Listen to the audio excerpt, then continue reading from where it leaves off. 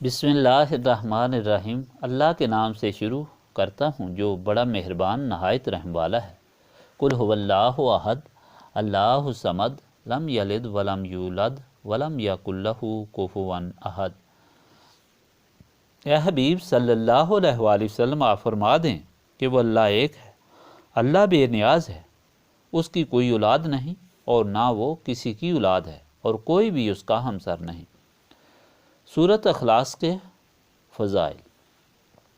حضرت ابو ہریرہ سے روایت ہے کہ میں حضور پاک صلی اللہ علیہ وآلہ وسلم کے ہمراہ کسی جگہ سے واپس آ رہا تھا کہ آپ صلی اللہ علیہ وآلہ وسلم نے ایک شخص کو سورۃ اخلاص کی تلاوت کرتے سنا۔ اس نے پوری سورۃ اخلاص تلاوت کی۔ قل هو اللہ احد اللہ الصمد لم یلد ولم یولد ولم یکن لہ کفوا احد۔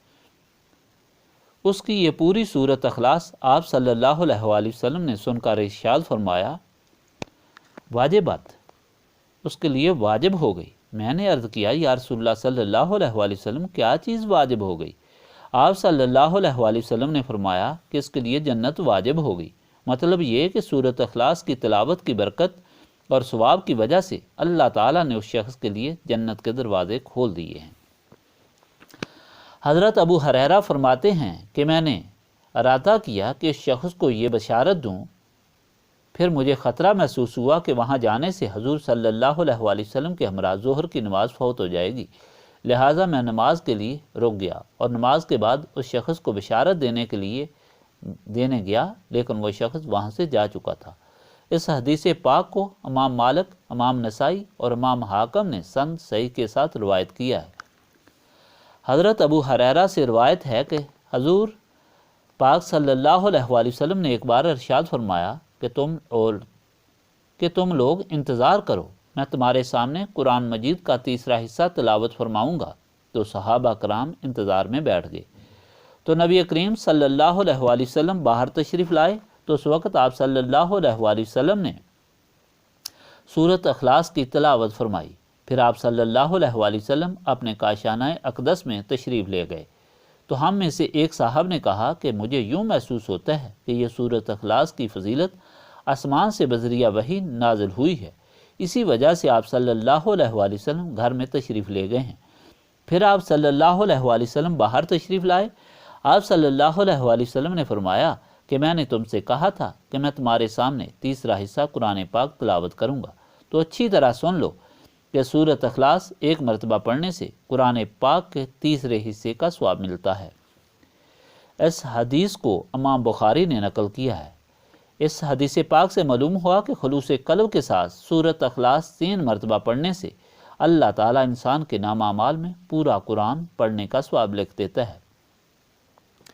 حضرت ابو درداء سے روایت ہے کہ حضور پر نور محمد مصطفیٰ صلی اللہ علیہ وآلہ وسلم نے ارشاد فرمایا کہ تم ایک رات میں تیسرا حصہ قرآن پاک کی تلاوت نہیں کر سکتے۔ صحابہ کرام رضوان اللہ تعالیٰ علیہم اجمعین نے عرض کیا، یا رسول اللہ صلی اللہ علیہ وآلہ وسلم تیسرا حصہ قرآن پاک کی تلاوت کس طرح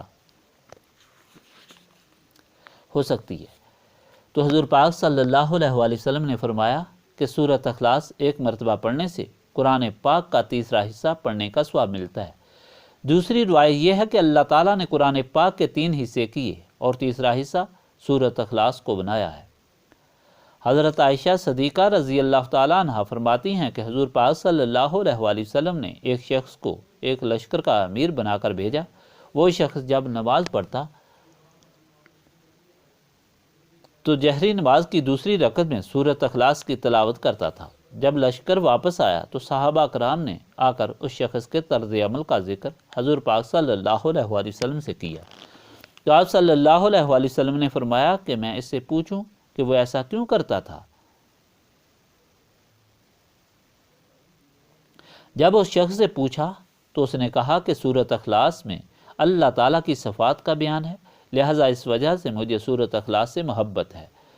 جب یہ بات حضور پاک صلی اللہ علیہ وآلہ وسلم سے عرض کی گئی تو آپ صلی اللہ علیہ وآلہ وسلم نے فرمایا، اسے بتا دو کہ اس وجہ سے اللہ تعالیٰ بھی اس سے محبت فرماتا ہے، یعنی چونکہ وہ شخص سورۃ اخلاص سے محبت کرتا ہے اس لیے اللہ تعالیٰ اس سے محبت کرتا ہے۔ پھر ایک اور روایت میں یوں ہے کہ حضور پاک صلی اللہ علیہ وآلہ وسلم نے خود اس شخص سے پوچھا کہ تم جہری نماز کی ہر دوسری رکعت میں سورۃ اخلاص کی تلاوت کیوں فرماتے ہو جبکہ کوئی اور سورت پڑھ سکتے ہو؟ اس شخص نے جواب میں عرض کیا یا رسول اللہ صلی اللہ علیہ وآلہ وسلم، مجھے سورۃ اخلاص سے محبت ہے۔